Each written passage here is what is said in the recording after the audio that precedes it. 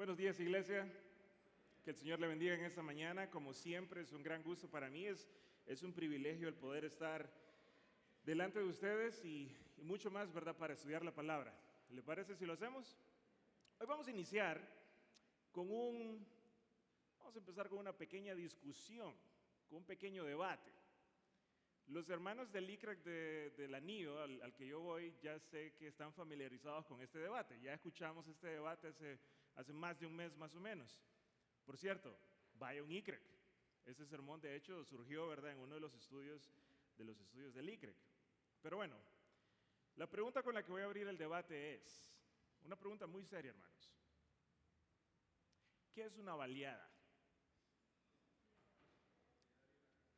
¿Qué ingredientes tiene una baleada? Podemos estar de acuerdo en por lo menos 3, creo yo. Una tortilla de harina, frijoles, mantequilla, queso posiblemente. Alguien dijo huevo por ahí, ¿verdad? Muy bien, muy bien, muy bien. Originalmente yo estudié, porque me tomé muy en serio eso, hermanos, estudié la historia de la baleada. Hay 2 historias, ¿verdad?, que no están muy de acuerdo una con la otra, pero en lo que sí estamos de acuerdo son esos 3 ingredientes, posiblemente 4 ingredientes. Y desde los 60s, el nombre de la baleada pues viene en nuestra cultura hondureña. Ahora, si me pregunta a mí, esos 3 ingredientes, hermanos, sinceramente son aburridos. Una baleada sencilla, y vamos a poner una ilustración por si acaso, simplemente es una tortilla, ¿verdad?, unos frijoles y una mantequilla sin gracia. A mí eso no me motiva para nada. Para mí, hermanos, y cuando yo voy a mi restaurante favorito, que no voy a dar la publicidad, pero tiene el nombre baleada en el nombre, yo armo mi baleada de esta forma. Tortilla de harina, frijoles refritos que estén un poquito quemaditos, ¿verdad? No me gustan así resbalosos, sino que me gustan un poquito secos. Pollo picante, un chorizo barbacoa, le agrego plátanos si están bien maduros. Si están bien blanditos, bien dulcitos, le pongo plátanos. Sin mantequilla ni queso. Le agrego salsa barbacoa y le ponemos guacamole. Guacamole, salsa barbacoa, un chorizo, pollo picante, huevo cremoso, plátanos y plátanos y los frijoles. Para mí una baleada debería verse como la siguiente imagen. Así tiene que verse una baleada para mí. No es ni siquiera una baleada con todo, sino que es como una baleada super saiyajin, ¿verdad? Es una baleada a otro nivel. Ahora, a mi amada esposa no le agrada que yo le diga baleada a eso. Ella dice que eso es un burrito, que eso ya no es una baleada, sino que es un burrito. Para mí es una baleada y en mi corazón siempre va a ser una baleada. Ahora, ¿cuándo una baleada, hermanos, deja de ser baleada? ¿Cuál es el ingrediente que se le agrega que la hace dejar de ser una baleada? ¿Quién será la única persona capaz de responder qué es lo que constituye una baleada? Creo que únicamente la señora que la inventó, ¿verdad? Lamentablemente, o afortunadamente, esa señora no dejó por escrito cuáles son los ingredientes que hacen una baleada. Tampoco dejó prohibiciones sobre qué ingredientes no debería llevar una baleada. Así que, aunque se enoje Daniela, yo voy a seguir diciéndole baleada a esa combinación letal de ingredientes.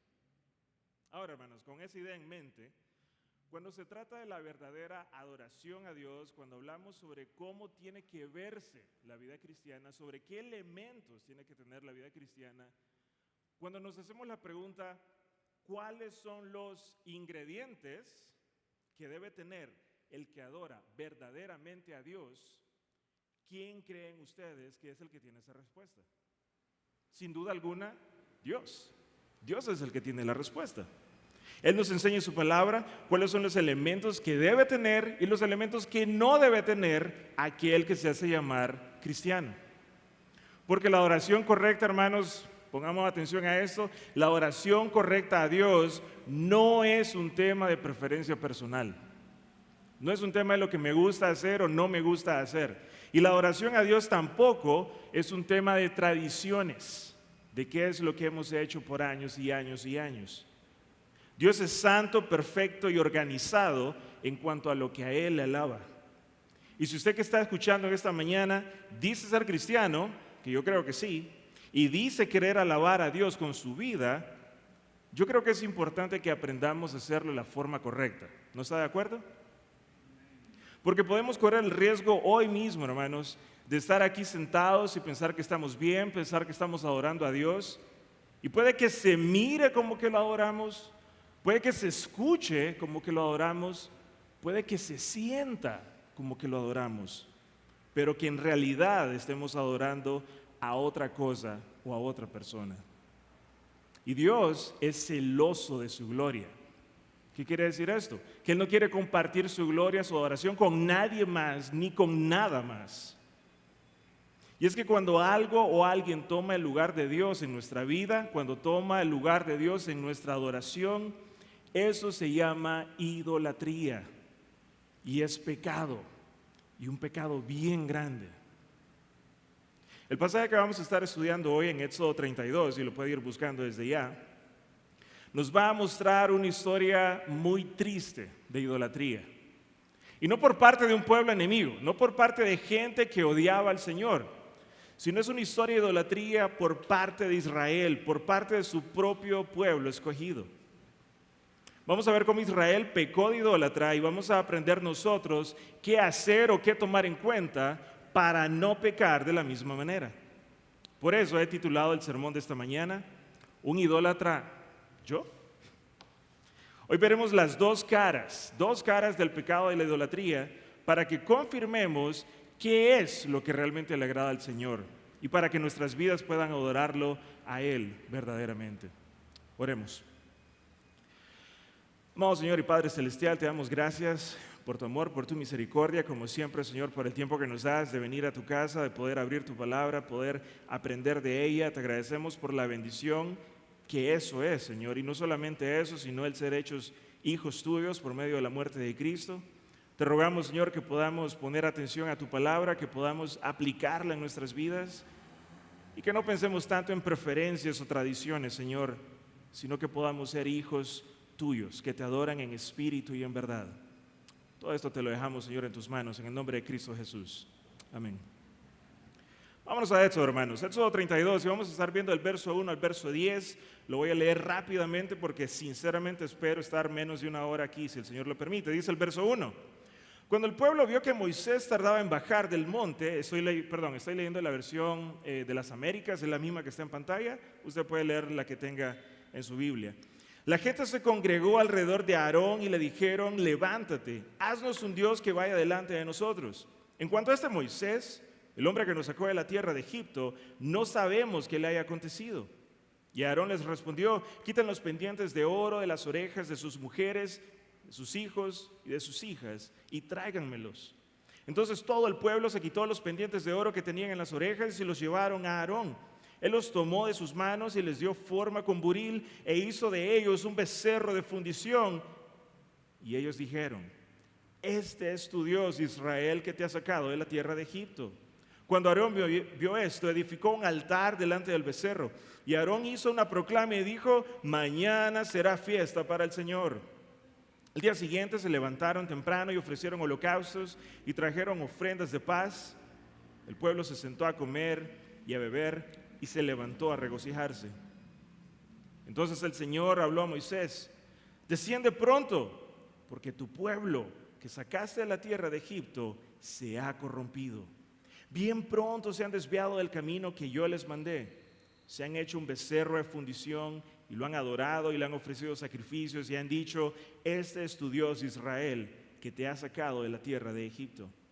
El Señor dijo además a Moisés: he visto este pueblo y ciertamente es un pueblo terco, de dura cerviz, dice Reina Valera. Ahora pues déjame para que se encienda mi ira contra ellos y los consuma. Pero de ti yo haré una gran nación. Quiero que hoy utilicemos nuestra imaginación con este pasaje. Yo creo que es una buena forma de entender lo que acabamos de leer. Quiero que por un momento pensemos en un reo, en un preso, en un hombre que ha estado en prisión por mucho tiempo, pero que viene alguien y paga su fianza, es liberado, las puertas de la prisión se abren, el hombre sale, siente la luz del sol o el calor del sol, siente el viento en su rostro por primera vez, la libertad, pero luego él se gira y regresa a su celda, se encierra y se encadena a sí mismo. ¿Qué le parece a alguien que haga eso? ¿Le parece lógico? ¿Le parece algo sensato? ¿Le parece algo que tenga sentido?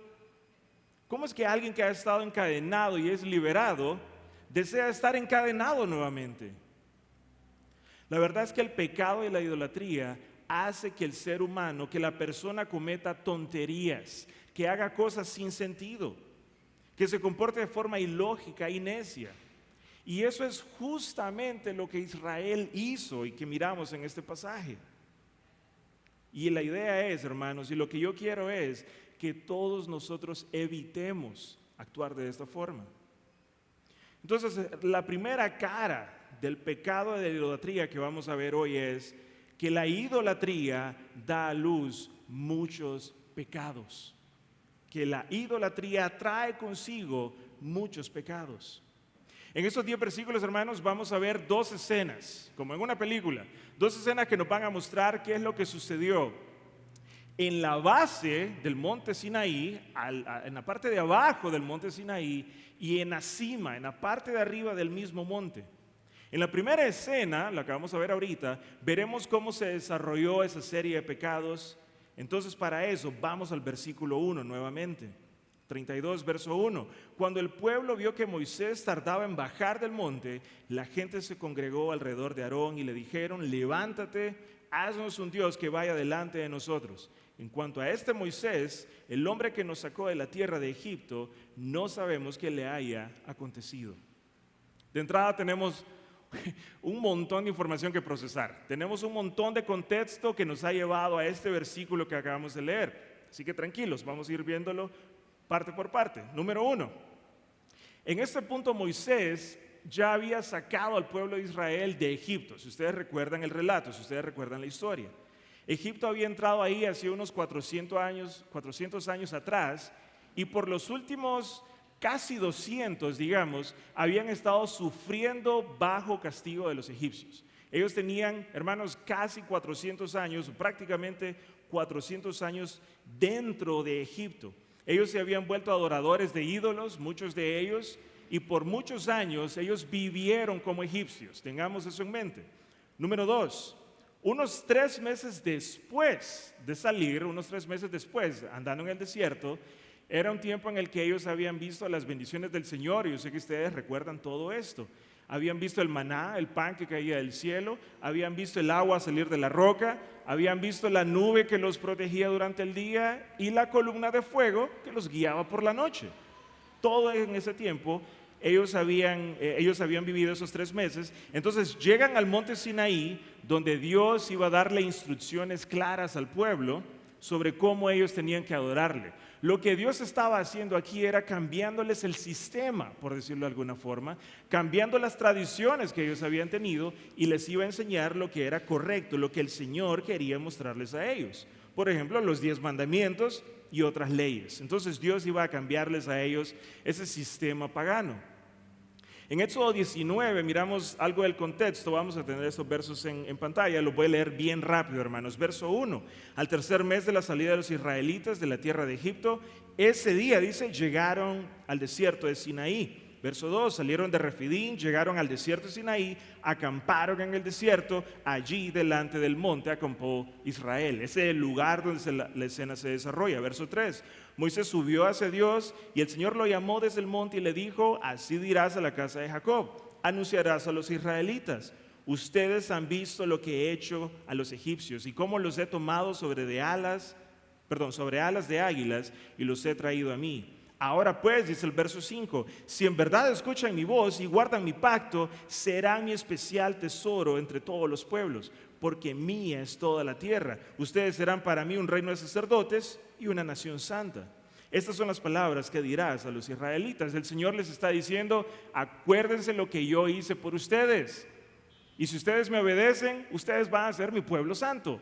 Las condiciones son bien claras: obedecer al Señor y recibir bendición. Facilito.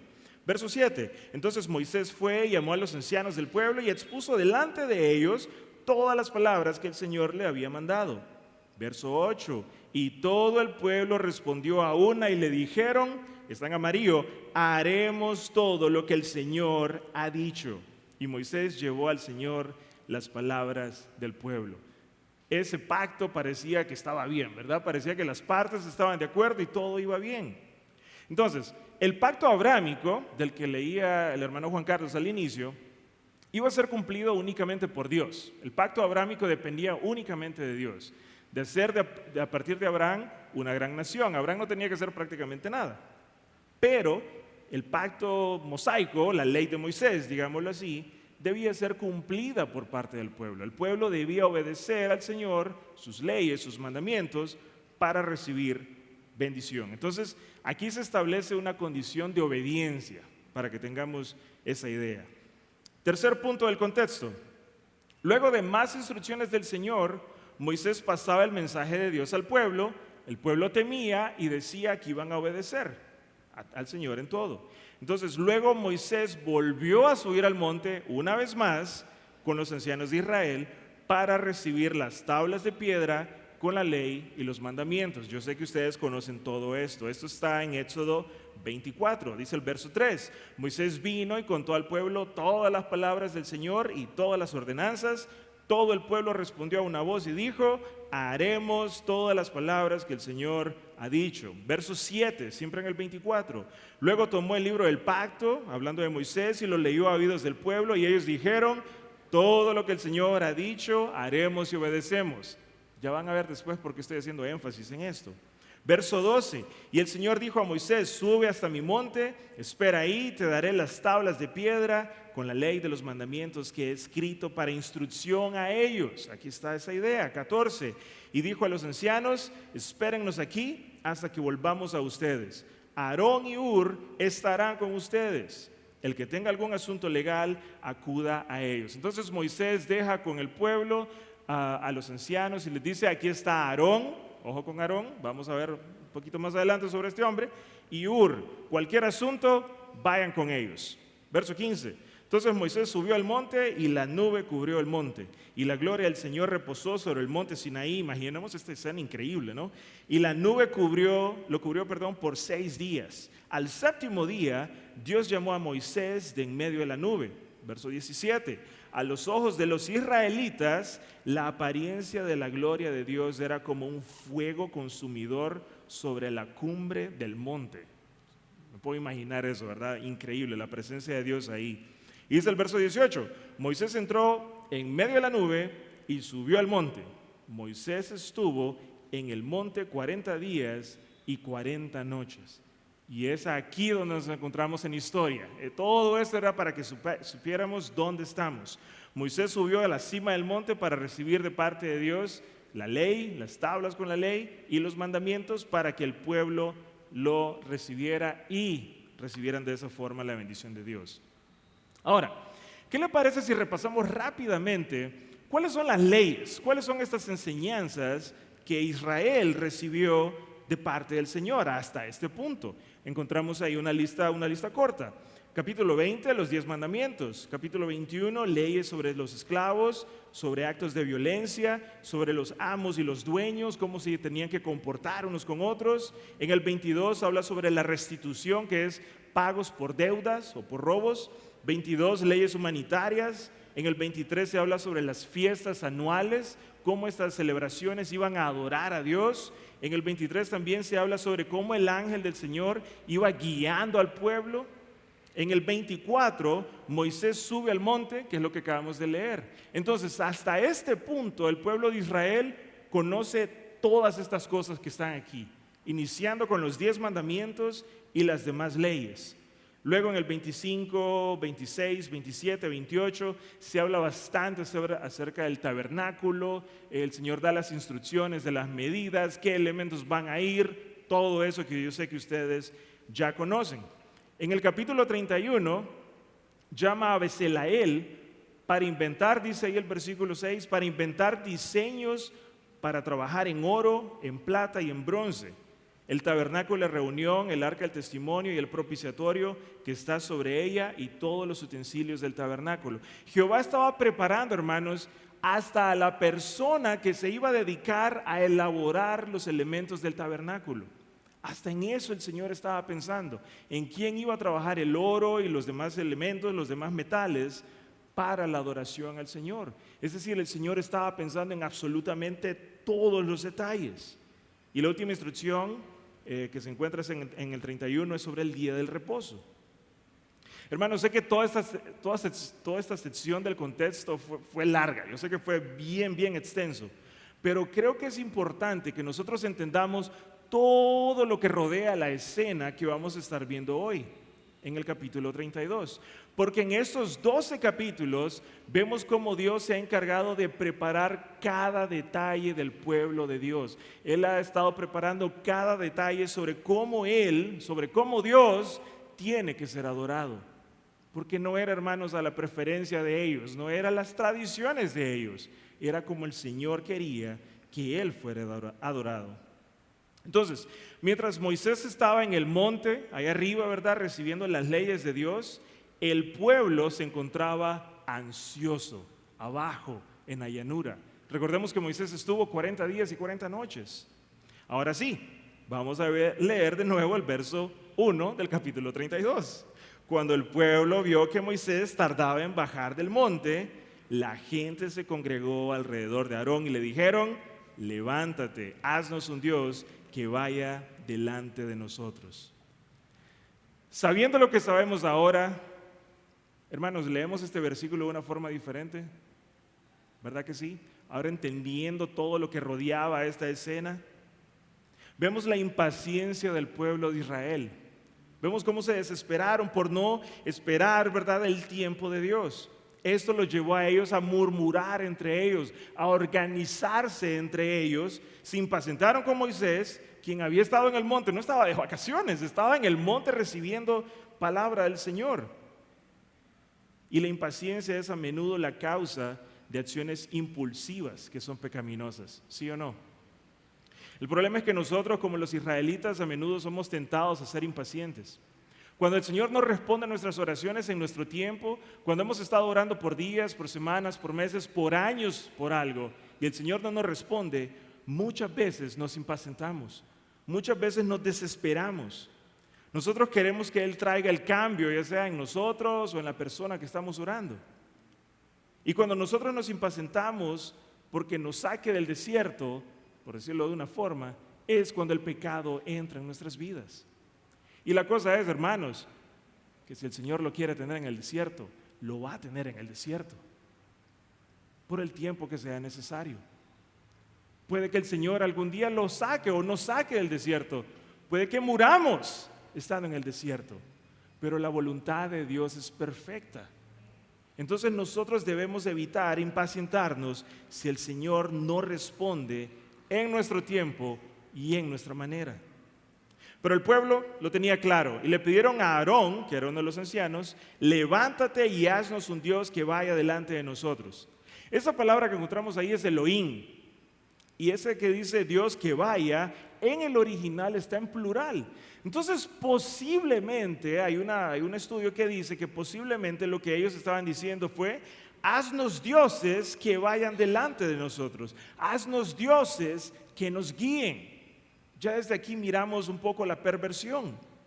Otra ocasión en la que el pueblo de Israel se reunió fue en el capítulo 20.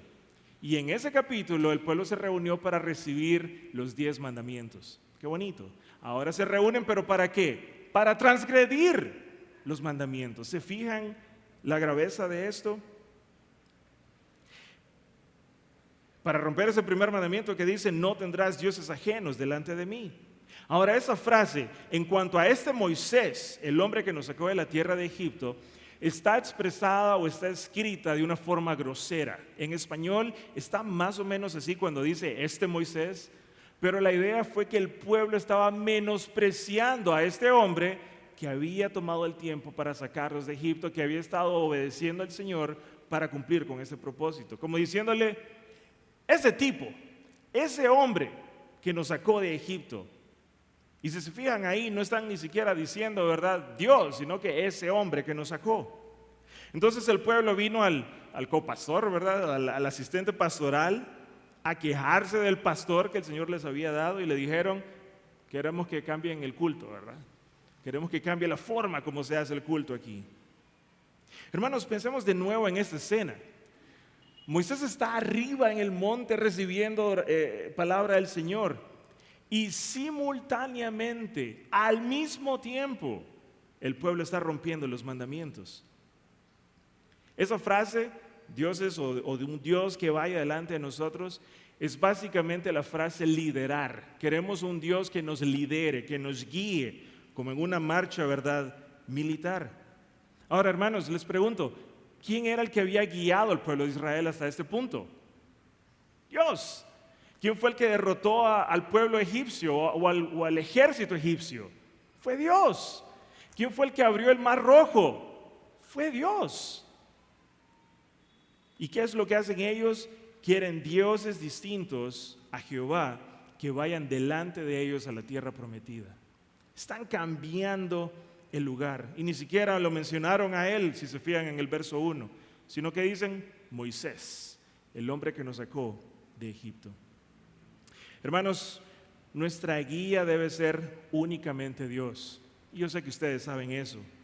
Pero en nuestra vida, hermanos, no pueden haber varios dioses guiando nuestros días. ¿Qué dioses podemos tener hoy en día?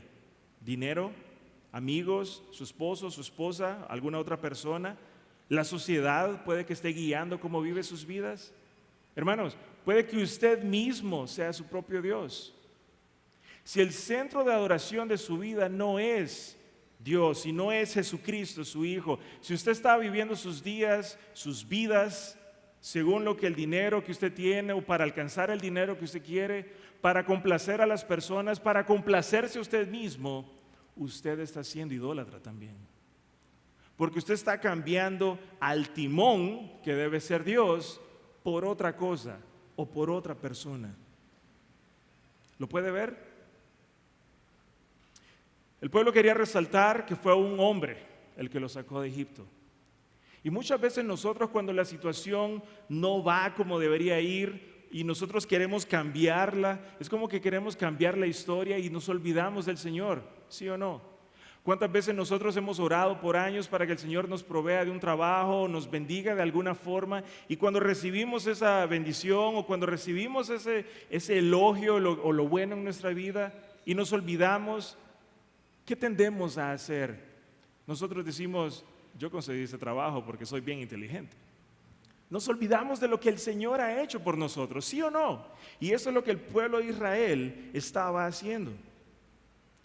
Nosotros intentamos cambiar la historia y ahí es donde la idolatría entra en nuestras vidas. Ahí es donde comienza el pecado. Hermanos, idolatría no es solamente arrodillarse enfrente de una estatua de oro. Esa es una forma de idolatría, pero no es la única forma de idolatría. Idolatría es quitar a Dios de nuestro día a día. Eso es idolatría, reemplazarlo por lo humano, reemplazarlo por lo temporal. Volviendo al pasaje, podríamos estar pensando, ok, el pueblo se comportó mal, pero ellos habían estado en Egipto todo este tiempo. Tal vez Aarón es el sacerdote, Aarón es el líder, ¿verdad? Tal vez él tenga un poco más de sensatez con el pueblo. Vamos a darle el beneficio de la duda. Versículo 2. Y Aarón le respondió: quiten los pendientes de oro de las orejas de sus mujeres, de sus hijos y de sus hijas y tráiganmelos. El líder espiritual, siguiéndole la corriente al pueblo. Entonces todo el pueblo se quitó los pendientes de oro que tenían en las orejas y los llevaron a Aarón. Quiero hacer una pequeña pausa aquí. Le voy a hacer una serie de preguntas y es una pregunta de levantar la mano y quiero que la tenga arriba. Quiero que levante la mano si usted es un pastor. Usted que me está escuchando es pastor, levante la mano. Bien arriba, por favor. Ahí tenemos 1, 2, 3. Téngala arriba. Levante la mano si usted es líder o asistente de ICREC. Bien arriba. Levante la mano si usted es encargado de algún ministerio en la iglesia, si usted es líder en algún ministerio de la iglesia. Muy bien. Levante la mano si usted es coordinador de jóvenes, coordinadora de damas, coordinador de club de chicos y chicas. Levante la mano si usted es misionero o ha ido a las misiones alguna vez. Aquí tenemos algunos misioneros, ¿verdad? Muy bien, no la baje todavía.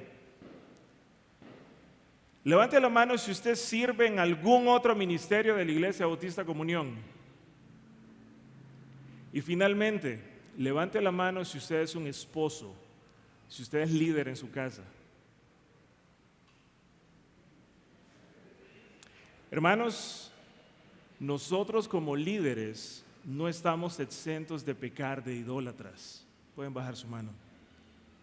Y no solo eso, tenemos la responsabilidad de ayudar a que el cuerpo de Cristo, que la iglesia, que su hogar, le adore a Él de la forma correcta. ¿Entienden la importancia de esto? Este versículo, hermanos, quiero que nos sirva a nosotros como una advertencia de la gran responsabilidad que tenemos. Porque el pueblo presionó a Aarón, sí, me imagino que era de una situación difícil, eran muchas personas. Pero Aarón no era cualquier tipo, era un sacerdote. El Señor lo había preparado a él para estas situaciones. Y miramos que Aarón respondió así, que él cayó así ante la presión. Vemos ahí en el versículo 2 que Aarón no dijo nada, no dijo ni pío. No puso oposición, no les dijo ningún pero, no les dijo esto está mal, no les dijo pensémoslo bien y vuelvan mañana. Hermanos, miramos que inmediatamente les pide que se quiten sus joyas de oro y le entreguen a él eso para construirles un Dios. El contexto aquí, hermanos, es bien importante de nuevo, porque los capítulos 25 al 31 son esos capítulos que normalmente no leemos mucho, ¿verdad? Que los leemos por encima, que son un poquito lentos, pero hay que leerlos. Nosotros miramos ahí que se dan órdenes sobre hasta la ropa que tienen que usar los sacerdotes. Habla sobre el efod, el manto, las piedras preciosas, y dice ahí claramente que Dios dice que esto es para Aarón y sus hijos, para la tribu, ¿verdad?, de él. O sea que Aarón era un líder reconocido del pueblo. Eso es para Aarón y para sus hijos. Así que en la cima del monte, de nuevo, a Aarón se le da esta gran responsabilidad, pero en la base del monte Aarón está rompiéndola con sus manos. ¿Se fija la seriedad de esto? Nosotros podemos pecar de idólatras también en un momento. ¿Qué es lo que hace Aarón? Les pide oro para cumplir sus caprichos. Ahora, ¿por qué es importante esto? Cuando Israel salió de Egipto, en el capítulo 3, versos 21 al 22, y creo que lo tenemos en pantalla, dice lo siguiente. Este es el Señor hablando al pueblo. Y haré que este pueblo haya gracia ante los ojos de los egipcios, y cuando ustedes vayan no se irán con las manos vacías.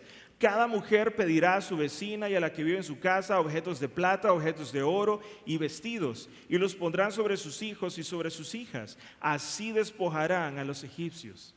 ¿Se fija de dónde viene este oro? Ahora, ¿cuándo se despoja a alguien? Ese es un botín de guerra, por decirlo de alguna forma. Se despoja a alguien cuando un pueblo vence al otro y toman ese tesoro de guerra que se le llama. Entonces el Señor le está diciendo al pueblo, porque eso viene de parte del Señor, tomen este oro de Egipto como muestra de mi victoria sobre ellos. No era un oro cualquiera. Todo el oro de Egipto fue tomado y puesto en las orejas, dice el versículo ahí, de sus hijos y de sus hijas. Y Aarón les dice, tráiganme ese oro, el oro que el Señor ha ganado en la victoria. Quiero que me lo traigan y con ese oro les voy a construir un Dios. Son tesoros de guerra que demuestran la victoria del Señor. ¿Y qué hace con ese oro? Miremos el versículo 4. Él los tomó de sus manos directamente, ¿verdad? Y les dio forma con buril. El buril es una herramienta, una especie de cincel. E hizo de ellos un becerro de fundición. Y ellos dijeron, este es tu Dios, Israel, que te ha sacado de la tierra de Egipto. Entonces viene el sacerdote de Dios y les hace un ídolo con el oro que el Señor ha ganado en la victoria. Ahora, no se trata solamente de un oro cualquiera, no es una guerra cualquiera. Hermanos, este oro no era libre para todos. Si leemos los capítulos 25 al 31, de nuevo, este es mi comercial para que usted vaya a su casa y lea estos capítulos, son bien importantes. En estos capítulos nosotros encontramos que casi todos los elementos del tabernáculo, casi todos los elementos del templo de adoración estaban hechos ¿de qué elemento? de oro. Y se describe ahí las medidas y dice los materiales que hay que usar, los candelabros, el altar, los querubines, todo estaba cubierto de oro. ¿Y de dónde cree usted que iba a salir ese oro? Del oro que ellos traían de Egipto. ¿Se fija? Entonces todo el oro que ellos despojaron de Egipto, dice ahí, te lo traerán y con ese oro construirás el tabernáculo que simboliza la presencia de Dios con su pueblo. Esa es la orden de Dios, pero Aarón usó ese oro para otra cosa. Ahora, ¿cómo se le llama cuando alguien tiene unos fondos, un dinero destinado para una actividad, para un propósito y se usa para otro? En nuestros días le llamamos a eso malversación de fondos, ¿sí o no? Un dinero establecido para algo, pero que es usado en otra cosa. Y la malversación es robo, es robar. Lo que Aarón está haciendo aquí es tomando el oro que el Señor tiene destinado para la adoración suya y lo usa para otro elemento. Y aquí él está infringiendo el mandamiento número 8, no hurtarás. Él está tomando algo que no le pertenece. Él está tomando la decisión de tomar este oro. Entonces, en lugar de mediar una bendición para Israel, Aarón le trajo una maldición al pueblo. Porque el pueblo se podía rebelar y tener inmadurez espiritual. Supongamos que sí. Pero Aarón estaba llamado a pararse como hombre delante de ellos y decirles, esto es lo que el Señor nos ha dicho que hagamos. En el verso 21 más adelante vamos a ver que Moisés, al darse cuenta de todo esto, le dice, ¿qué te ha hecho este pueblo para que hayas traído sobre él tan grande pecado? Porque Aarón no hizo lo que él tenía que hacer como un líder de parte del Señor, sino que él les fabricó un becerro de oro. Ahora, ¿qué mandamiento infringe el becerro de oro? El número 2, no te harás imagen ni ninguna semejanza de lo que está arriba en el cielo, ni abajo en la tierra, ni en las aguas debajo de la tierra. Y dice ahí que Aarón le dio forma con buril, es decir, él diseñó la imagen del becerro para adorar a esa imagen. Van 3 mandamientos rotos ya. Y así va aumentando esa lista de pecados que acompañan a la idolatría. Número 1, el pueblo se impacientó porque Moisés se tardaba con el tiempo, ¿verdad? Ya rompieron el mandamiento número 1 cuando hablaba sobre los dioses ajenos. El segundo, al hacer una imagen para adorar o para honrarla. El octavo, al decir no hurtarás. ¿Se fija la seriedad de la idolatría? No es solamente adorar algo que no es, sino que es un cáncer que va llenando la vida del cristiano. De nuevo, pastores, líderes, coordinadores, velemos porque el pueblo de Dios le adore a Él correctamente. Velemos porque su iglesia no se desvíe, sobre todo cuando hay lobos que quieren confundir, que quieren dividir la iglesia. Actuemos, no nos quedemos de brazos cruzados. Hermanos, nosotros tenemos la responsabilidad de guiar, de enseñarle al pueblo. No tenemos que dejarnos engañar o ser flojos espiritualmente y decir, bueno, él es buena gente. Hermanos, actuemos, velemos porque el pueblo del Señor le adore. Ahora, si usted lee los capítulos 25 al 31, ya hablamos, ¿verdad? Se va a dar cuenta de que Dios repite una y otra vez, asegúrate de construir el tabernáculo conforme al modelo que te es mostrado del cielo. Si usted lee las instrucciones del tabernáculo, hermano, es exagerado. Las medidas, los materiales, las alturas, qué tipo de colores, qué tipo de metales iban a llevar ciertas cosas. El Señor tenía un patrón específico de las cosas. Le da forma a ese tabernáculo según ese modelo que Él tiene en el cielo. Pero viene Aarón y le da forma al becerro según el modelo de ¿qué? De los animales del campo. En eso se basó Él. ¿Se fija la diferencia entre lo que el Señor espera de nosotros y lo que muchas veces hacemos? Mientras que en la cima del monte Moisés está recibiendo el diseño del cielo, en la base del monte los hombres le están dando al Señor una imagen de un animal del campo. Degradamos la imagen del Señor por medio de la idolatría. Ahora, ¿por qué a un becerro? ¿Por qué a un toro? Los egipcios creían que un toro vigoroso, un toro fuerte, era una representación digna de Dios. Ellos creían que un toro poderoso simbolizaba señorío, fuerza, energía vital, fertilidad. Entonces, estas imágenes, este concepto que Aarón traía en su mente, que el pueblo traía en su mente, venía de su tiempo en Egipto. ¿Se fija? Y no solo eso, sino que ellos tienen el descaro de decir en el versículo 4 al final, ellos dijeron, este es tu Dios Israel que te ha sacado de la tierra de Egipto. Declaración más horrible. Le atribuyen a esa imagen todo lo que hasta ahora ellos habían vivido y experimentado. Lo acaban de construir y están diciendo, sí, eso que acabamos de construir es el Dios que nos sacó a nosotros hace no sé cuántos meses. Una tontería. Con sus acciones, Aarón y el pueblo están demostrando que ellos eran más israelitas egipcios que israelitas de Jehová. Ellos estaban más apegados a todas aquellas cosas con las que ellos habían crecido. Recordemos, 400 y pico de años y los últimos 200 bajo esclavitud de Egipto. Y esto estaba infringido, esto estaba metido en sus mentes. Ahora bien, la idolatría no era simplemente algo que Dios le dijo a los israelitas que no hicieran, sino que era algo que ellos mismos habían dicho que no iban a hacer. ¿Recuerdan al inicio? Leímos como 3 versículos cuando Moisés les hablaba y el pueblo decía, todas las palabras que el Señor ha dicho las haremos. Ellos habían reconocido, supuestamente, conocer lo que el Señor esperaba de ellos y se habían comprometido a obedecerle a Él. Hermanos, qué fácil es decirle al Señor que vamos a hacer algo, ¿verdad? Si Él nos bendice. Hermano, yo te prometo, Señor, que si tal cosa yo te voy a adorar y ahí voy a estar.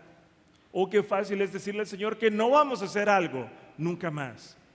Y luego a la vuelta de la esquina es lo primero que hacemos. El ser humano falla porque no es constante. Por eso nosotros tenemos que estar cerca de ese Señor, cerca de ese Dios que no cambia, que es el mismo Dios desde la eternidad pasada hasta la eternidad futura. Y yo sé, hermanos, que no me salgo de eso. Yo sé que todos nosotros luchamos con el pecado habitual, con esos pecados que cometemos todos los días. Una y otra vez nosotros somos tentados a cometer ese cierto pecado, que para nosotros cambia, según la persona es un diferente pecado. Y la razón por la que nosotros pecamos y luchamos es porque ese pecado está en nuestro corazón. Ese pecado no está en la refri, hermanos, ese pecado no lo tiene en el trabajo usted. Y cuando llega al trabajo es que surge. Ese pecado no está en la gaveta de su cama, ¿verdad? Y que cuando la abre es que usted peca. No, el pecado está en nuestros corazones. Por eso es que nosotros debemos invitar al Señor a habitar en nuestros corazones, que nos transforme poco a poco. Y la historia del becerro nos ayuda a ver eso. ¿Por qué adoraron los israelitas a un becerro? Porque realmente, aunque estaban lejos de Egipto, en su corazón ellos seguían ahí. En su corazón ellos no habían dejado eso. Ellos albergaban aún esas viejas tradiciones, esas viejas idolatrías. En Hechos 7, no lo vamos a leer, en el discurso de Esteban, él lo dice clarito y dice, en sus corazones se volvieron a Egipto. Por eso es que el pecado estaba ahí. Hermanos, solo la forma de adoración establecida por Dios muestra su majestad. Solo la forma de adoración establecida por Dios muestra que nuestro pecado puede ser perdonado. Y solo la forma de adoración establecida por Dios apunta a Cristo. Cualquier otra cosa, hermanos, es idolatría, es desviado. Pero los israelitas decidieron adorar a su manera, como dice Burger King, con su propio estilo, con su propio sacerdote, su propio altar, que ya lo vamos a ver, sus propios sacrificios, su propio Dios y su propia salvación hecha en casa, su propia salvación casera. En lugar de adorar a Dios como a Él le agrada, lo hicieron como a ellos les agradaba. ¿Recuerda la baleada que mencionaba al inicio? La combinación que yo hago, la verdad, es bastante buena, hermanos. Les recomiendo hacerla. Pero imagínense que venga alguien y diga, no, yo quiero cebollas y ajo al mismo tiempo. Eso fue lo que hizo el pueblo. Lo que a ellos les gustaba fue lo que pusieron. La vaca esa, el becerro ese, no les dio ninguna ley. Ese becerro no les exigía santidad. No tenía ira, no tenía justicia ni juicio. Era una vaca sorda, muda e inútil. Pero esta vaca no les interrumpía la diversión que ellos querían tener. Así de flojos somos nosotros muchas veces. Esa es la religión diseñada por hombres, practicada por hombres, pero al final es inútil para el hombre. No hay ningún provecho en esto. No me importa, hermanos, los años que usted tenga sentado en estas sillas. Comunión tiene 37, 38 años. Algunos de ustedes han estado aquí todo ese tiempo. Otros 30 años, otros 20, yo tengo como 20 más o menos. 10, 15 años, 5 años, 1 año. No me interesa cuánto tiempo usted tenga aquí. Si en su vida su guía no es el Señor, no importa el tiempo que usted tenga sentado acá, usted está siendo idólatra.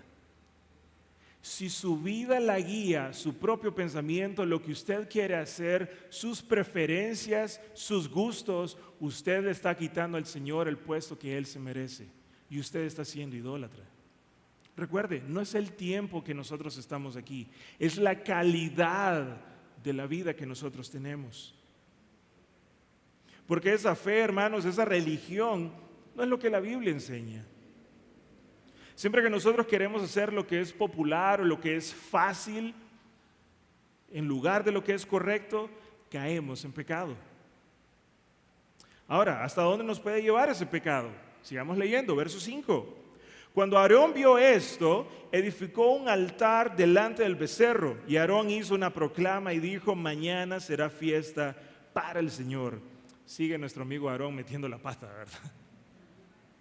Vemos que no solamente él tomó el oro para construir este becerro, sino que viendo cómo el pueblo lo adoraba y decía que este era su Dios, él decide construir un altar delante del becerro para ofrecerle ofrenda. Le pregunto, ¿a quién en el Antiguo Testamento se le adoraba y se le pedía perdón por medio de un altar hecho de piedras? ¿A quién? A Jehová, a Dios. Una y otra vez miramos que era lo que el Señor pedía que se le hiciera a Él, para pedir perdón, para adorar su nombre, únicamente al Dios verdadero. Pero ya la situación aquí estaba fuera de control, totalmente. Hay una Biblia muy antigua que se llama la Peshitta, que le cambió un poco las palabras a este versículo y dice lo siguiente: entonces Aarón tuvo miedo y construyó un altar. No sé si está comprobado, no sé si la palabra realmente lo dice, pero esa teoría puede que tenga sentido. Imagínese a Aarón viendo al pueblo del Señor adorando a este becerro de oro que él había construido, y él introduce el altar como para sanear su conciencia, como diciendo, no son dioses ajenos, es Dios al que estamos adorando aquí. ¿Se fija? Introduce un elemento de la adoración del Señor con la idolatría. Estamos combinando ahí dos elementos, el agua y el aceite, la adoración a una imagen con un elemento de la adoración a Jehová. ¿Se fija lo que está haciendo él aquí? A eso, hermanos, se le llama sincretismo. ¿Qué? Ahí está en pantalla. Sincretismo es una combinación de distintas teorías, actitudes u opiniones. Es la fusión o combinación de diferentes creencias o tradiciones culturales. Ocurre cuando elementos de distintas sociedades se integran para formar un nuevo sistema de creencias o prácticas. ¿Sabe cómo le digo yo? Baleada con todo el menú. Él está combinando la adoración egipcia, la idolatría egipcia, con elementos de la adoración verdadera, y él está diciendo, todo está bien, el altar está aquí, este es Jehová. Y no solamente eso, sino que hicieron adoración con holocaustos y con ofrendas de paz. Adoración dedicada al Señor, pero fue a una imagen. ¿Cuántas veces nosotros, hermanos, queremos combinar elementos o creencias de este mundo podrido en el que vivimos con la adoración al Señor. ¿En cuántas de nuestras iglesias ahora el asunto del LGBT es normal? ¿El asunto de la tolerancia es normal? No predicamos en contra del pecado porque hay que tolerar, hay que coexistir. Gracias a Dios en comunión ese no es el caso. No es el caso, ¿verdad? Espero que no. Pero sí, hermanos, tenemos que estar alertas a no combinar creencias ajenas con la adoración verdadera al Señor. En la parte B del verso 5 dice: mañana será fiesta para el Señor. Le pregunto, ¿verdaderamente estaban adorando al Señor? No, solo dijo el nombre para sentirse como que estaban adorando al Señor. Estaba usando el nombre del Señor en vano. Ups, ese es otro mandamiento. Éxodo 27, no tomarás el nombre del Señor en vano. ¿Qué hace Aarón? Violó ese mandamiento también. Y empeora la situación en el verso 6. Dice: al día siguiente se levantaron temprano y ofrecieron holocaustos y trajeron ofrendas de paz. Se levantaron temprano. Esa frase se repite en el Antiguo Testamento un montón de veces. Se menciona cuando Abraham se levantó temprano en Génesis 22 para adorar al Señor, cuando Jacob se levantó temprano para adorar a Jehová en Génesis 28, se menciona cuando Moisés se levantó temprano en Éxodo 24, y ahora tenemos a Israel, también se levantó temprano, también madrugaron, ¿pero para qué? Para adorar dioses ajenos. El lenguaje que usa aquí, la idea por la cual pone esas frases es para que nosotros veamos que el pecado lo que hace es intentar deconstruir, intentar regresar, intentar destruir todo lo que el Señor ha hecho en nuestras vidas.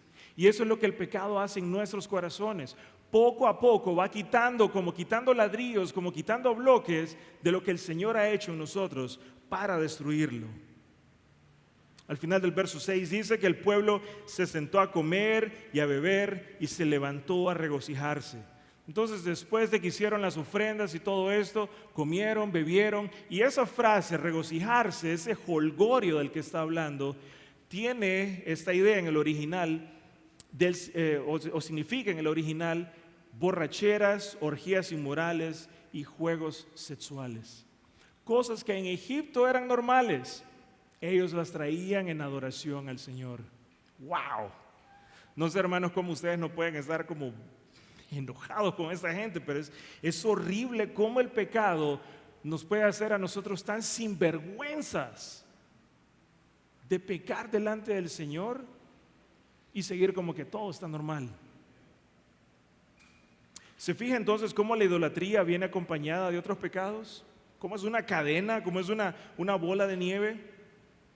Quizás usted que me escucha hoy me va a decir: ok, Luis, yo no voy a construir una vaca, ¿verdad? Ni de oro porque no tengo pisto, ni de ningún otro elemento, y mucho menos voy a adorar a un becerro. Puede que no. Pero la verdad, hermanos, es que todo esto inicia con un pecado. Con un pecado. Y nadie sabe dónde ese pecado inicial lo va a terminar llevando. En 6 versículos iniciamos de un pueblo que murmuraba porque Moisés se tardaba, a un pueblo que estaba haciendo juegos sexuales y otro tipo de aberraciones delante de una vaca de oro. Y es lo mismo en nuestras vidas. Cuando dejamos que ese pecado se anide y crezca en nuestros corazones, cuando empezamos a chinear ese pecado, es cuando la caída viene para nosotros. Cuando quitamos a Dios, del centro de nuestras vidas, en ese momento, en el momento en el que nos escuchamos a nosotros mismos más que a Dios, es cuando nosotros caemos. ¿Quiere ejemplos? Le voy a dar 2. Lucifer en el cielo. El Señor le había dado a él un lugar especial de adoración, era un ángel hermoso, pero ¿a quién escuchó Lucifer? ¿A quién quería adorar Lucifer? A sí mismo. Él quería la gloria para sí mismo, y esto llevó a que hubiera una rebelión en el cielo y millones de ángeles fueran expulsados y todo lo que nosotros ya sabemos. Segundo ejemplo, Adán y Eva. El Señor les había construido un mundo perfecto, una relación perfecta, todo estaba perfecto, pero ellos decidieron escuchar a alguien más que no era el Señor. Y por ese pequeño pecado, por esa pequeña entrada, viene la destrucción. Entonces esto no es solamente un problema de Israel, esto es un problema de la humanidad, cuando nosotros anidamos el pecado en nuestras vidas. Y recordemos, hermanos, esto estaba sucediendo en la base del monte. El Señor estaba arriba y dice que el pueblo de Israel podía ver la presencia de Dios, y aún así ellos estaban haciendo todo esto. Y es así como termina esa primera escena de este relato. Quiero que nos imaginemos como en las películas, ¿no? Que se oscurece la imagen, el pueblo adorando y bailando, ¿verdad?, a este Dios. Pero de repente inicia la otra escena y veremos la otra cara de la idolatría, y vamos a intentar hacerlo rápido, hermanos, que es que la idolatría es repudiada por Dios, que la idolatría no es perdonada, no se deja pasar por el Señor. Cambiamos la toma, hemos estado enfocados aquí en la base del monte y ahora estamos arriba, donde está el Señor hablándole a Moisés, y algo tiene que pasar. Dice el verso 7, entonces el Señor habló a Moisés: desciende pronto, porque tu pueblo que sacaste de la tierra de Egipto se ha corrompido. Bien pronto se han desviado y han hecho un becerro de fundición, lo han adorado, le han ofrecido sacrificios y han dicho: este es tu Dios, Israel, que te ha sacado de la tierra de Egipto. Dos cosas me llaman la atención de esto. Número uno, Dios lo mira todo. Lo mira todo, lo escucha todo, lo sabe todo. Tal vez el pueblo se sentía tranquilo adorando a ese becerro, qué sé yo, y diciendo: estamos bien, pero su mirada estaba puesta en ellos. Así mismo, Señor, la mirada del Señor está puesta en nosotros todos los días. Y no solo en lo que hacemos, en lo que escuchamos, decimos, pensamos y sentimos, hermanos. Su mirada está puesta en nosotros. Y número dos, Dios no puede tolerar el pecado. Si se fija ahí, inmediatamente dice: desciende pronto, porque Dios es santo. Él no puede estar en la presencia del pecado. En el original ese desciende pronto está como decir, digamos, baja, como un doble baja. Lo que el Señor le estaba diciendo aquí a Moisés es: con urgencia, ve a corregir la situación. Él no espera que pase más tiempo. Y si Dios, y aquí hay un indicio, ¿verdad?, de la gracia del Señor, porque si Dios quisiera simplemente destruir a Israel, lo hubiera hecho. Pero ¿por qué le pide a Moisés que baje? ¿Se fijó en eso? ¿Por qué no los destruyó? No los destruyó ahí mismo. Eso era entre Dios y el hombre. Pero vemos que Dios prepara y envía a un mediador para encargarse del pecado de su pueblo. ¿Se le hace familiar eso? Claro que sí, ¿verdad? Nuestro Salvador Jesucristo. Vamos a hablar de eso más adelante. Pero fijémonos en el lenguaje de Dios. Le está diciendo ahí a Moisés: tu pueblo. ¿Se fijó en eso? En Éxodo, una y otra vez, en el capítulo 3 y en otros, Él estaba diciendo: ciertamente he visto la aflicción de mi pueblo, saca a mi pueblo, deja ir a mi pueblo. Pero ahora Moisés le dice: tu pueblo. No los reconoce, no sabe quiénes son ellos. Dios le entrega, por decirlo así, la nación a Moisés y cambia a esa segunda persona y le dice: tu pueblo, el que sacaste de Egipto. Ellos ya no eran dignos de ser llamados hijos de Dios. La Biblia tiene muchos versículos en los que se usa la palabra ay de aquel, ay del otro. Es como decir cuidadito, ¿verdad? Cuidadito, son rebeldes o qué sé yo. Hay bastantes de esos en los Salmos, ¿verdad? Y en otras partes de la Biblia. Pero aquí en Éxodo a mí me gustaría hacernos una advertencia. Ay de aquellos que pensamos ser parte del cuerpo de Cristo. Ay de aquellos que pensamos ser parte de la iglesia cuando no lo somos. Estar aquí sentados no nos hace parte del pueblo. Ojo con eso. Estar aquí todos los domingos no nos hace necesariamente parte del pueblo, sino que es un corazón convertido, sino que es una vida dedicada a adorar al Señor, una vida constante de oración, una vida constante de pedir perdón por nuestros pecados, una vida constante de depender de Jesucristo. Eso nos hace parte del pueblo del Señor. El pueblo bailaba, adoraba a dioses y según ellos eran parte del pueblo. Pero arriba el Señor le estaba diciendo a Moisés: tu pueblo no es mi pueblo. Ellos se habían corrompido totalmente. Y la palabra que dice ahí corrompido es literalmente destruido. El Señor le está diciendo, este pueblo se destruyó a sí mismo. Este pueblo se arruinó a sí mismo. Y luego continúa el Señor explicándole a Moisés por qué. Porque dice, bien pronto se han desviado del camino que yo les mandé. Hace varios años con mi familia visitamos una aldea, se llama Zacualpa, está en la zona de Tatumbla, pasado por allá con la familia de Daniela. De regreso, yo nunca había ido ahí y de regreso pues yo no sabía cómo llegar siquiera a Tatumbla, porque eso está más allá de Tatumbla. Pues íbamos en el carro con mi familia y puse el mapa, ¿verdad? Y voy siguiendo el mapa y todo va bien. En medio de una montaña que yo nunca había ido, pero el mapa me decía doblar a la izquierda, yo doblaba a la izquierda, doblaba a la derecha, yo doblaba a la derecha. Pues en una vuelta me dijo doblar a la izquierda y yo doblé a la izquierda y nos perdimos por cerca de una hora, más o menos. Ya eran como las 5, 5:30, yo me estaba preocupando, hermanos. Al final caímos a Tatumbla, no sé por dónde me metí y no sé por dónde salí, pero caímos a Tatumbla y pues el resto es historia, aquí estamos. Perderse en un lugar que uno no conoce es normal, se puede entender. Pero ¿qué pasaría? Porque yo volví a ir a ese lugar y he regresado. ¿Qué pasaría si yo, sabiendo que tengo que doblar a la derecha, doblo a la izquierda? Usted me va a decir, ok, Luis tiene problemas, ¿verdad? Cuando nosotros tomamos una decisión equivocada sabiendo que está equivocada, hermanos, no tenemos ninguna justificación. Y eso es lo que Israel había hecho. Porque el Señor está diciéndole, ellos sabían lo que tenían que hacer y se desviaron. ¿Se fijó en eso? El Señor está explicando qué es lo que sucedió. Recordemos que ya tenían como tres capítulos prácticamente con enseñanzas, con mandamientos, con leyes. Ellos sabían lo que tenían que hacer, pero se desviaron. Cuando nosotros queremos convertir a Dios en el tipo de Dios que Él quisiera ser, es un problema. Nosotros queremos muchas veces que Dios enseñe nuestra mente, queremos que nos llene de conocimiento, pero no que transforme nuestro corazón. Queremos que Él cambie, pero no queremos que nos cambie a nosotros. Queremos que Dios nos dé su amor, pero no queremos su santidad. Nosotros queremos su misericordia sin su justicia. Muchas veces nosotros queremos de parte del Señor bendiciones materiales abundantes, pero sin entregar nuestra vida a Él. Aquí en el capítulo 32 el pueblo se truncó su propio destino.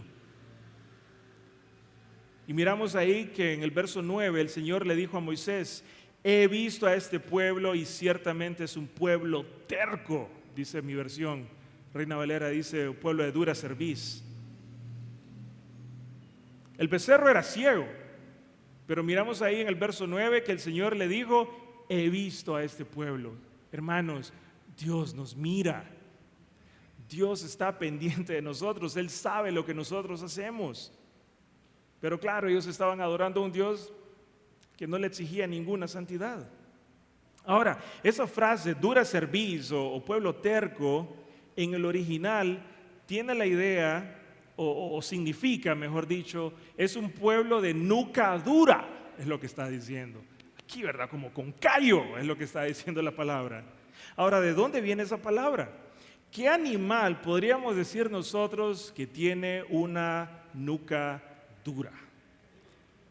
¿Un burro? Puede ser. ¿A qué animal nosotros le ponemos un yugo? A un buey, a un becerro, ¿no? Lo que el Señor está diciendo aquí es, este pueblo es tan terco, es tan necio como el mismo Dios que están adorando. ¿Se fija cómo los está comparando ahí? Está diciendo es un pueblo necio, y ahí teníamos una vaquita, ¿verdad? Creo que se la pusieron antes. Entonces Israel, dice, es de dura cerviz. Israel tiene un cuello duro. Nosotros nos convertimos en las cosas que adoramos, hermanos, inevitablemente. Nosotros nos convertimos en las personas que adoramos o en aquellas cosas que adoramos. Entonces Israel eligió adorar a un ídolo de metal, mudo, sordo, inútil. Ellos se volvieron un pueblo sordo e inútil también. Por el otro lado, si nosotros adoramos al Señor, vamos a reflejar lo que el Señor es. Éxodo 34, 29. Al descender del monte, no sabía Moisés que la piel de su rostro resplandecía después que hubo hablado con Dios. Y Aarón y todos los hijos de Israel miraron a Moisés y he aquí, la piel de su rostro era resplandeciente. Hermanos, ¿qué mira el Señor en su rostro? ¿Refleja la gloria de Cristo, su Hijo, usted? ¿O refleja su propia humanidad? ¿O refleja alguna otra cosa? ¿Refleja su amor al dinero? ¿Refleja su amor a las cosas materiales? ¿Qué refleja usted delante del Señor? Y es así como llegamos al versículo 10. Ahora pues, déjame, dice el Señor, para que se encienda mi ira contra ellos y los consuma, pero de ti yo haré una gran nación. Y esta es una declaración gloriosa realmente, porque lo que el Señor realmente está diciendo aquí no es déjame y vete y déjame solo, sino que lo que el Señor está haciendo aquí es invitando a Moisés a intervenir por su pueblo. Lo que el Señor le está diciendo aquí es como decir: Moisés, esto es lo que yo le haría al pueblo si vos te vas, los voy a destruir. Le está diciendo su plan por adelantado, si usted se fija. Está como desafiando a Moisés para probar su compromiso. Recordemos que el Señor había estado preparando a Moisés para situaciones como estas, para defender a su pueblo, para intervenir por su pueblo. Y eso es lo que hace el intercesor. No se aparta, sino que intercede. Entonces Moisés no lo deja solo y le recuerda el Señor y le dice: pero de ti yo voy a ser una gran nación. ¿Dónde se menciona eso antes? ¿Se recuerda el pacto abrámico? Dios le dijo a Abraham: yo voy a hacer de ti una gran nación. ¿Cómo es que a Moisés le dice ahora: yo voy a hacer de ti una gran nación? ¿Se le olvidó al Señor que le había prometido esto a Abraham? ¿Está cambiando el Señor lo que él había pensado? No. Lo que le está diciendo el Señor a Moisés es dándole a él como la munición para que Moisés le recuerde, para que Moisés interceda y le diga al Señor: no, Señor, ese pacto lo hiciste con Abraham. Sé fiel a tu palabra. Recuerda lo que tú le has prometido al pueblo de Israel. Y eso es lo que Moisés hace. Moisés no se va, sino que se queda con él, y Moisés le recuerda a él lo que el Señor había hecho. No lo vamos a ver, obviamente, pero en el verso 11 en adelante dice: Moisés suplicó al Señor y le dijo: Señor, ¿por qué se enciende tu ira contra tu pueblo? Verso 13: acuérdate de Abraham, de Isaac y de Israel, tus siervos a quienes juraste por ti mismo. ¿Se fija? Moisés está interviniendo por el pueblo y le está diciendo: Señor, no los destruyas. Acuérdate de la promesa que hiciste a Abraham. Es intercesor por su pueblo. Entonces, en el pecado más oscuro del pueblo resplandece, ¿verdad?, ese mediador que suplica a Jehová y no destruye al pueblo en ese momento. Sí hubieron consecuencias para el pueblo, tanto para el pueblo como para Aarón. Eso viene más adelante. Pero ahora, hermanos, nosotros tenemos a uno que es mayor que Moisés, que es más grande que Moisés, que intercede delante del Señor por nosotros. Y ese intercesor que tenemos se llama Jesucristo. Amén. Él está delante del Señor y Él perdonó nuestros pecados. Él expió nuestros pecados con su sangre y Él sigue intercediendo por nosotros. Ahora, si se ha fijado, no hemos tocado mucho el Nuevo Testamento hoy. Y es que este relato es bien profundo. Hay un montón aquí y sé que me pasé de la hora, hermanos. Pero vamos a ver un pasaje más para concluir el sermón de esta mañana. Vámonos a la primera carta a los Corintios, capítulo 10. Este pasaje no solamente habla del tema, sino que hace una referencia directa a este pasaje de Éxodo 32. Porque recordemos que la palabra no se contradice, sino que la palabra confirma la palabra.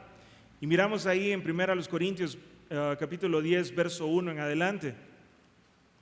Porque no quiero que ignoren, hermanos, este es Pablo hablando a la iglesia en Corinto, que todos nuestros padres estuvieron bajo la nube y todos pasaron por el mar. En Moisés todos fueron bautizados en la nube y en el mar. Todos comieron el mismo alimento espiritual. Se fija, está haciendo referencia a lo que hemos estado hablando, al pueblo de Israel. Y todos bebieron la misma bebida espiritual porque bebían de la roca espiritual que lo seguía. La roca era Cristo. 5. Sin embargo, Dios no se agradó de la mayor parte de ellos y por eso quedaron tendidos en el desierto. Vemos las consecuencias de ese pecado. 6. Estas cosas sucedieron como ejemplo para ¿quiénes? Para nosotros, a fin de que no codiciemos lo malo como ellos lo codiciaron. Fíjese cómo aquí sí está hablando de la idolatría, pero la pone de otra perspectiva, de la codicia de otras cosas. 7. No sean pues, ¿qué? Idólatras, como fueron algunos de ellos, según está escrito. El pueblo se sentó a comer y a beber y se levantó a jugar. Recuérdese que acabamos de ver. Ni forniquemos como algunos de ellos fornicaron y en un día cayeron 23,000. Ni provoquemos al Señor como algunos de ellos lo provocaron y fueron destruidos por las serpientes. Ni murmuren como algunos de ellos murmuraron y fueron destruidos por el destructor. ¿Se fija la serie de consejos y recordatorios que Pablo le está haciendo a usted aquí? Estas cosas le sucedieron como ejemplo y fueron escritas por enseñanza ¿para quiénes? Para nosotros, para quienes han llegado el fin de los siglos. Verso 12. Por tanto, el que cree que esté firme, tenga cuidado, no sea que caiga. Mire que no caiga, dice Reina Valera. 13. No ha venido ninguna tentación que no sea común a los hombres. Fiel es Dios, que no permitirá que ustedes sean tentados más allá de lo que pueden soportar, sino que con la tentación proveerá también la vía de escape a fin de que puedan resistirla. 14. Por tanto, amados míos, creo que está en amarillo, huyan de la idolatría. Les hablo como a sabios, les hablo como a personas que piensan, dice Pablo. Juzguen ustedes lo que digo. Saltamos al 21. Ustedes no pueden beber la copa del Señor y la copa de los demonios. No pueden participar de la mesa del Señor y de la mesa de los demonios. ¿O provocaremos a celos al Señor? ¿Somos acaso más fuertes que Él? Por supuesto que no. ¿Se fija cómo aquí la idolatría no es solamente adorar a un ídolo, a un becerro, a una estatua? Sino que está diciendo que no codiciemos lo malo. No codiciemos el pecado, que el pecado no domine nuestras vidas. Porque esa avaricia, el poner nuestros deseos egoístas por encima de la obediencia al Señor, se llama idolatría también. La avaricia o esta codicia es la raíz de todos los pecados.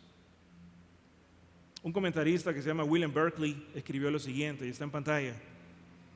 Este es un pecado que se extiende a muchas áreas. Si se trata del deseo por tener dinero, lleva al robo. Si el deseo por prestigio, conduce a la ambición perjudicial. Si es el deseo por tener poder, conduce a la cruel tiranía.